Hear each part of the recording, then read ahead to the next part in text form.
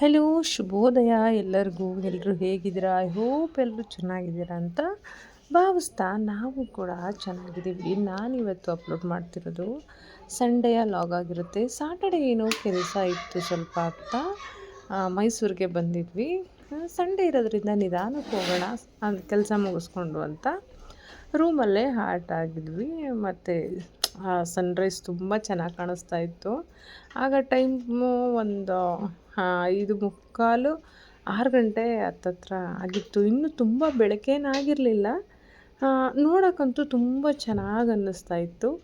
ಸರಿ, ನಾನು ಇವ್ರಿಗೆ ರಾತ್ರಿಯೇ ಹೇಳಿದ್ದೆ ವಾಕ್ ಹೋಗೋಣ, ಬೆಳಗ್ಗೆ ಎದ್ದು ಊಟ ಸ್ವಲ್ಪ ಜಾಸ್ತಿ ಆಗಿತ್ತು, ಹಾಗಾಗಿ ಸ್ವಲ್ಪ ವಾಕ್ ಹೋಗೋಣ ರೀ, ಆದರೆ ಎಲ್ಲಾದರೂ ಹೊರಗಡೆ ಹೋಗೋಣ ಅಂತ ಹೇಳಿದ್ದೆ. ನೋಡೋಣ, ಸ್ವಲ್ಪ ಕೆಲಸ ಇದೆ, ಟೈಮ್ ಇದ್ದರೆ ಕರ್ಕೊಂಡು ಹೋಗ್ತೀನಿ, ಇಲ್ಲ ಅಂದರೆ ಬ್ಯಾಂಗ್ಳೂರಿಗೆ ಹೋಗ್ಬಿಡೋಣ, ಅಲ್ಲೂ ಸ್ವಲ್ಪ ಕೆಲಸ ಇದೆ ನನಗೆ, ಅರ್ಜೆಂಟಾಗಿ ಹೋಗಬೇಕು ಅಂತ ಅಂದರು. ಇಟ್ಸ್ ಓಕೆ, ಪರವಾಗಿಲ್ಲ ಅಂತ ಹೇಳಿ ಹೋಗೋಣ ಅಂತ ನಾನು ರೂಮೆಲ್ಲ ಫಸ್ಟ್ ರೆಡಿ ಮಾಡಿಬಿಡೋಣ, ರೆಡಿ ಮಾಡಿಟ್ಟು ಫ್ರೆಶ್ ಅಪ್ ಆಗಿಬಿಟ್ಟು ಆಮೇಲೆ ಹೊರಟ್ಬಿಡ್ಬೋದು.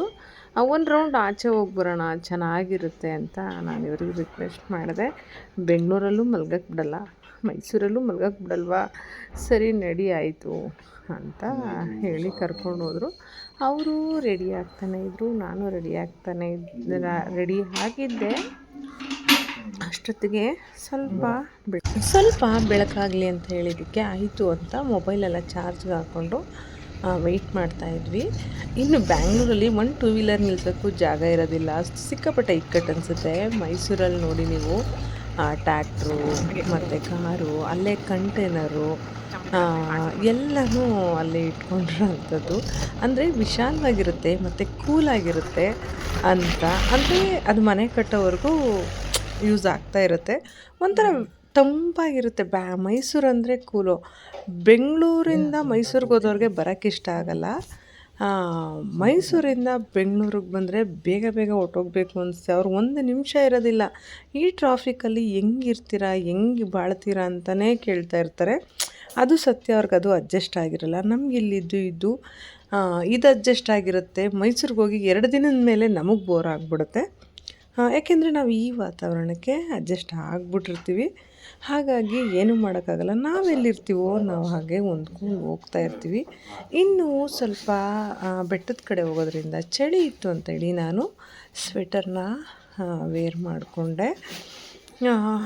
ನೋಡೋಣ, ಅಲ್ಲಿ ಹೋಗಿ ಹಾಗೆ ಕಾಫಿ ಕುಡ್ಕೊಂಬರೋಣ ಅಂತ ಹೇಳಿದ್ರು. ಇನ್ನು ಖಾಲಿ ಹೊಟ್ಟೆನಲ್ಲಿ ಮೆಂತ್ಯ ತಿಂದು ಬಿಸಿನೀರು ಕೊಡೋ ಅಭ್ಯಾಸ ನನಗೆ ಡೈಲಿ ಆಗಿರುತ್ತೆ. ಹಾಗಾಗಿ ನಾನು ಮೆಂತ್ಯನ, ಮೊಳಕೆ ಕಾಳನ್ನು ಇಲ್ಲಿ ಕ್ಯಾರಿ ಮಾಡಿದ್ದೆ, ತಿಂದ್ಕೊಂಡು ಹೊರಡೋಣ ಅಂತ. ಇನ್ನು ನಮ್ಮ ಯಜಮಾನ್ರನ್ನ ಮೆಚ್ಚಿಸೋದು ಭಾಳ ಕಷ್ಟ ನೋಡಿ.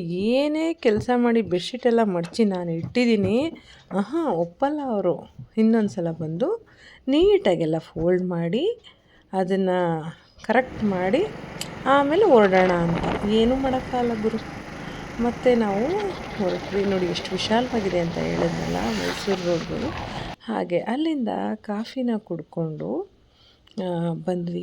ಇನ್ನು ಈ ವ್ಲಾಗ್ ಯಾರಿಗೆಲ್ಲ ಇಷ್ಟ ಆಯಿತು ದಯವಿಟ್ಟು ಕಮೆಂಟ್ ಮಾಡಿ, ಶೇರ್ ಮಾಡಿ, ಲೈಕ್ ಮಾಡಿ. ನೀವು ಕೊಡೋ ಒಂದು ಲೈಕು ಕಮೆಂಟು ನಮಗೆ ಪ್ರೋತ್ಸಾಹ ಕೊಡುತ್ತೆ ಅಂತ ಹೇಳ್ತಾ